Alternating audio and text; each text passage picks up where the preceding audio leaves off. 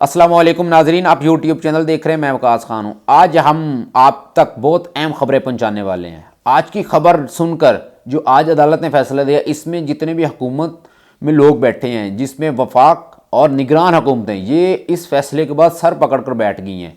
आपको पता है कि पिछले चंद दिनों से पाकिस्तान के दो बड़े सूबे पंजाब और केपीके में इलेक्शन होने थे, क्योंकि इनकी पीटीआई ने अपनी पंजाब और केपीके की असम्बली डिसॉल्व की और तरीके इंसाफ ये चाहती थी कि पंजाब और केपीके में दोबारा इलेक्शन करवाए जाएं। और आइन भी यही कहता है कि अगर किसी भी सूबे की कोई भी असम्बली डिसॉल्व होती है तो 90 डेज़ के अंदर उसमें दोबारा इलेक्शन करवाए जाएँ। लेकिन वफाक और निगरान हुकूमतें ये नहीं चाहती थी कि 90 डेज़ में पंजाब और केपीके में इलेक्शन हों, बल्कि ये इसको डिले करना चाहते थे। और ये चाहते थे कि जब हमारे जनरल इलेक्शन हो, मतलब वफाक में इलेक्शन हो, उनके साथ पंजाब और केपीके में इलेक्शन करवाया जाए। लेकिन इस इलेक्शन के लिए पाकिस्तान तहरीक इंसाफ के जनरल सेक्रेटरी असद उमर ने एक दरख्वास्त हाई कोर्ट लाहौर में दर्ज करवाई थी और उस दरख्वास्त में उन्होंने अदालत से ये इल्तजा की थी कि दोनों सूबों में, जैसा कि आइन कहता है, अगर असम्बलियाँ डिसॉल्व होती हैं तो 90 डेज़ के अंदर इलेक्शन करवाए जाएँ। तो इस पर अदालत ने इलेक्शन कमीशन, वफाक का एक नुमाइंदा, गवर्नर का एक नुमाइंदा और पंजाब पुलिस, इन सब को तलब किया था और इन सब से इलेक्शन से रिलेटेड पूछा था कि आप इलेक्शन के लिए तैयार हैं कि नहीं हैं। इससे पहले तो आईजी पंजाब और बाकी भी जितने इदारे हैं, सब ने यही कहा था कि हम इलेक्शन में सिक्योरिटी देने के लिए तैयार नहीं हैं। लेकिन जब हाई कोर्ट ने कहा तो ये सारे अपने मौक़िफ़ से मुकर गए और इन्होंने हाई कोर्ट में कहा कि हम इलेक्शन के लिए तैयार हैं, अगर इलेक्शन कमीशन इलेक्शन करवाता है तो हम उनको सिक्योरिटी फराहम करेंगे। तो इस पर इलेक्शन कमीशन के जो वकील हैं, उन्होंने अदालत के सामने ये मौक़िफ़ रखा कि पहले तो हमारे पास बजट नहीं है, गवर्नमेंट हमें बजट नहीं दे रही, और दूसरे नंबर पर उन्होंने कहा कि हमारे साथ सिक्योरिटी के इदारे वो हमारे साथ ताउन नहीं कर रहे। तो इस पर अदालत ने कहा कि जो भी हो, आप 90 डेज़ के अंदर इलेक्शन करवाएं। अब इलेक्शन कमीशन के पास हीले बहाने के लिए कुछ नहीं बचा। अब अदालत ने कहा है कि अगर आपने 90 डेज़ के अंदर इलेक्शन करवाना है तो इलेक्शन कमीशन अब डेट देगा। अब इलेक्शन कमीशन की मजबूरी है। अच्छा, ये कह रहे हैं कि हमारे पास बजट नहीं है। तो बजट क्यों नहीं है? आपको पता है कि वफाक ने अपने तमाम MNAs को 90 अरब के तरक्याती काम दिए हैं, बल्कि उनको दिए फंड दिए हैं कि आप जाएं और अपने हलकों में 90 अरब के काम करवाएं और उसके बाद लोगों को अपने तरक्याती कामों के ज़रिए से इलेक्शन में जब दोबारा वोटिंग होगी तो जो वो कहते हैं कि 90 अरब उनको जो मिला है, इसके अगेंस्ट उनको अवाम वोट देगी। मैं भी हूँ किसी हलके में, मेरा अगर MNA या MPA उसमें काम करवाता है, तरक्याती काम करवाता है, अस्पताल बनवा देता है, कोई रोड बनवा देता है, कोई गली बनवा देता है, तो मैं प्रेफर करूँगा कि उसी MNA या उसी MPA को वोट दूँ। लेकिन अब ये भी मेरे ख्याल से वक्त बदल गया है। अब जो लोग हैं वो अपने हल्के का इलेक्शन या हल्के की सियासत नहीं करते, वो अब नेशनल या मुल्क का अच्छा या बुरा या मुल्क के अच्छे या बुरे के साथ खड़े होते हैं। तो ये तो अब वक्त चेंज हो गया, लेकिन हमारे जो सियासतदान हैं वो वही पुराना निज़ाम लेके चल रहे हैं कि अपने हलकों में तरक्याती काम करवाए जाएं और उसके अगेंस्ट लोगों से वोट लिए जाएं। हम अपनी बात पे आते हैं। तो इलेक्शन कमीशन को अब उस 90 अरब में से अगर 14 अरब दे दे, वफाक दे दे, तो ये तो इलेक्शन करवा सकती हैं। अच्छा, दूसरी बात रहेगी इदारों की। तो अब इदारों की तो मजबूरी है, क्योंकि अदालत ने तो आइन पर अमल दरामद करवाना है ना। जो पाकिस्तान में एक कानून है, जो आइन कहता है, तो इसके लिए अब अदालत ने सबको राज़ी कर लेना है। और ये आप देखेंगे कि आने वाले वक्तों में क्या कि 90 डेज़ के अंदर अंदर आपको इलेक्शन होते नज़र आएंगे। अच्छा, जिन्होंने ये तारीखी फैसला दिया है उनका नाम है जस्टिस जवाद अहमद।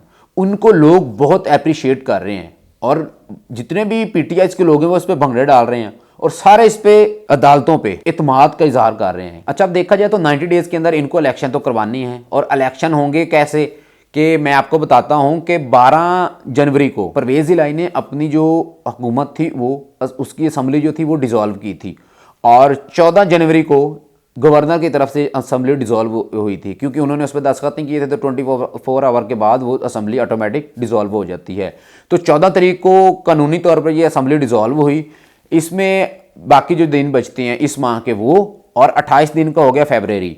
तो ये मिला के मेरे ख्याल से ये 15 या 16 तारीख को जाकर ये 90 डेज़ कंप्लीट होते हैं। तो आपको पता है कि जब भी इलेक्शंस होते हैं तो ये छुट्टी वाले दिन जो इलेक्शन कमीशन है ये इलेक्शन करवाता है। छुट्टी वाले दिन भी अगर देखा जाए तो 2 अप्रैल को संडे है या 9 अप्रैल को संडे है।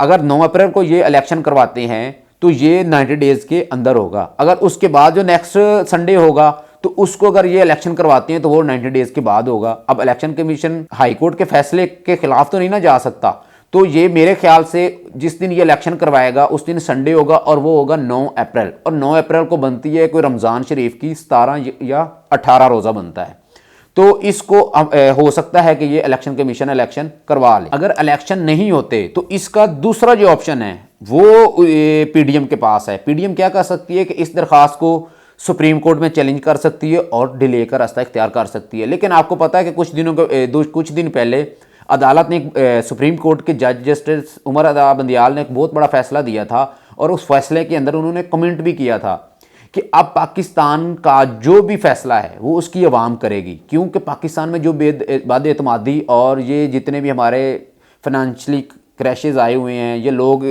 महंगाई के इस चक्की में पीसे जा रहे हैं।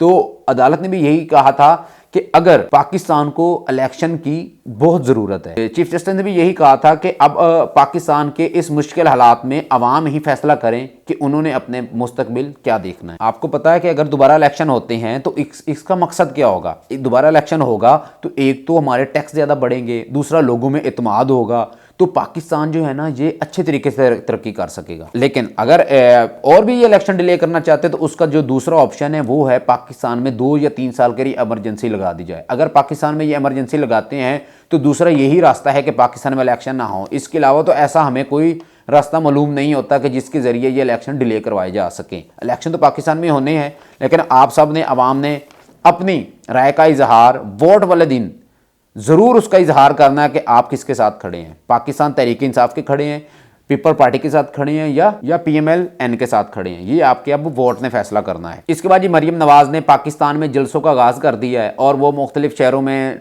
रोज़ाना कोई ना कोई जलसा करती हैं। तो इसके जलसे में अवाम का कुछ ज़्यादा रिस्पॉन्स नहीं आ रहा। हम सब उस दिन का इंतज़ार करें कि जब इमरान खान जलसे की तैयारी करेंगे और हर शहर में वो जलसा करेंगे, और उसके मुकाबले में जो मरीम जलसा कर रही है ये वो जलसा उसके सामने ये कैसे टिक सकेंगे, ये उसके सामने जलसे अपने कैसे कर सकेंगे। क्योंकि आपको पता है जब इमरान खान का जलसा होता है तो उसके अंदर लाखों लोग आते हैं। उसके अगेंस्ट देखा जाए तो मरीम नवाज जलसे कर रही है तो उनमें कुछ 100 लोग, 1000 लोग या इससे भी कम तो लोग आते हैं। तो मैं देख रहा हूँ कि जब इमरान खान और मरीम नवाज के जलसे शुरू होंगे तो आवाम किसके साथ खड़ी होगी, हमेशा PTI के साथ खड़ी होगी, क्योंकि PTI ने अपना जो बयानिया बनाया है वो बहुत मजबूत है। उसके अगेंस्ट जो मरीम नवाज ने बयानिया बनाया है वो इसके सामने बहुत मजबूत नहीं है, उसकी पजीराई अवाम में नहीं आई।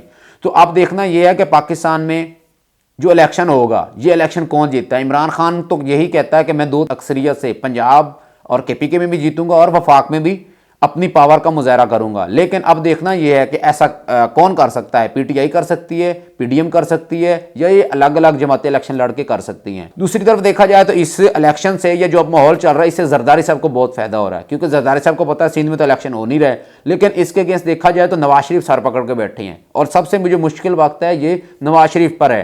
क्यों? क्योंकि उसके सूबे जो सबसे बड़ा सूबा है वो पंजाब में इलेक्शन हो रहा है और उनको पता है कि अगर अब इलेक्शन हो जाता है तो उनको शिकस्त होगी। क्यों? वो इलेक्शन से भाग इसी वजह से रहे हैं। अब तक के लिए इतना ही। अपना बहुत सारा ख्याल रखिएगा, हमारे चैनल का भी ख्याल रखिएगा। मिलते हैं अगले व्लॉग में, तब तक के लिए अल्लाह हाफ़िज़।